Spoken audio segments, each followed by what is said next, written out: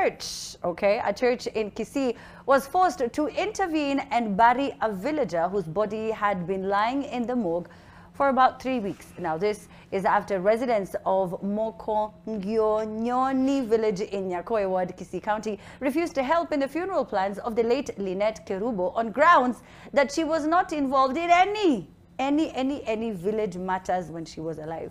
So now that you are not involved with our problems, Kerubo, why should we come to your aid now that you are deceased? I don't know. Mato, do you think that they were justified in their actions? Do you think that it was unfair? First of all, wacha niseme hivi. Hii inafaa kuwa funzo kwa wale watu ambao wanasema mimi ninaishi maisha yangu, ninakula chakula yangu, ninafanya kazi yangu, maisha ni yangu, najishughulikisha na yangu, nyinyi mujishughulisha na yenu.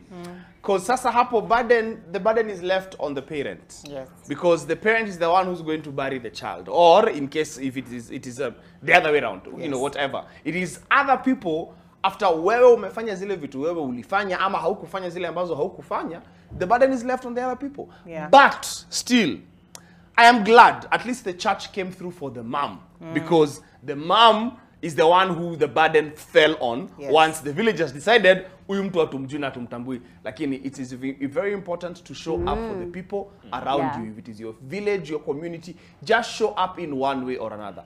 No man is an island. In the greater western region, this issue is bigger than you guys think it is. This is with Kisis, with the Luyas, with the Luos. It is so huge that ukiwa unakaanga Nairobi matanga zinafanyika ushago na ukujangi. When something will happen in your home state, they will not come. They will look at, and if they do, they will want to be paid for every single thing. Everything. That if we are lifting a hand kubeba kuni, if you are lifting a hand kuchimba, if we, whatever it is we're going to do, isulikuwa unatafuta pesa Nairobi. Leta hiyo pesa sasa. Tusaidie. I completely agree with both you and Mato. Mato said, he said something very interesting. If you don't involve yourself, if you don't participate and show up for your friends, your community, whoever your community, you know, whoever they are made of, if you do not show up for them, why would they show up for you? In Borana, there is a saying my mom always says, you know, oja ati namina walin enutsi awal. If you don't go to bury people, who will come and bury you, right? So it's called social capital. If you don't invest in, you know, finding out about Cindy, about Cindy's kids, about Cindy's husband, about her day-to-day, was she unwell? Are you okay now? I saw online that you had this. So that in the event you need Cindy, it is not so foreign for you to now text her and it looks like it's just out of nowhere. You have people who text you from primary school to high school. They're like, oh, hi, Mato, you know, we were classmates. And you're like, what? Ati now, please, nisaidie tuchangie harusi. No. We haven't spoken in about 10 years. We can start right now. Right, Cindy? Absolutely. Like Kwach has said, where we come from, Jogweng, the people of the village, they are part and parcel of life events. And if somebody has gone to school, graduated, passed on, or a wedding, and you're not involved, and for this to happen to this extreme, then that means probably, I assume, because I'm thinking in my culture, this person was reached out to severally, and maybe there's something that they did or said, like, me, I'm not part of you guys, wacha kunipigia simu kazi yenu ni kunipigia tu kama mnataka pesa. Those sort of things, Jogweng, do not forget. So it's a very, very cultural thing. But if you bring it back to Nairobi now on a lighter note, it's almost like those guys who, hey, we go out, yeah. Alafu kukuja saya kuchangia mzinga. Atoi kitu. Atoi kitu lakini yeye ndio anapewa.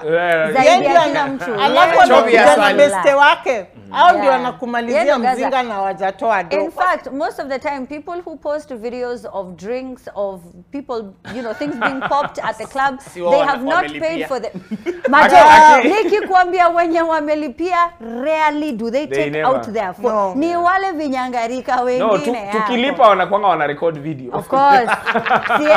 Asipochukua video ya bill, mtajua aje tulikuwa na bill ya 180,000. We are social beings. Just please make sure you participate in whichever community you are in. This is why this was the intention of the Nyumba Kumi initially. There's one time I asked a Rwandan friend of mine if their thing you are kufagia every weekend. And they said the main reason for that is to create jamii, create a community. So be part of a community. And then there's also one thing that we especially sisi ambao tuko kwa social media, I think we forget that it can be very deceiving.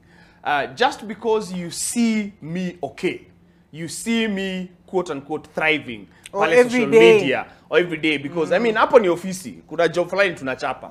And then also I'm not saying that makosa ni yenu kwa sababu you did not reach out personally to find out who you are aje, because it depends on the kind of relationship that we have. So if I see Amina is posting something, you know, na nina watch, nina enjoy, and then the next day nimkuto yako down nishindwe we si nimeacha ukikaa mzuri, so ni what ina happen hapa hivi sahi. It's just that's true. Tukue, because in all honesty hata sisi tunaweza kubali tunakuwa na tabia mbaya saa zingine. Sisi ujikuta tunaongea kuhusu kazi peke yake, you know, and it is understandable. It happens even to the best of us. So it's always good to try and be intentional in having those relationships. That social capital is very important. Very, very important. Very important.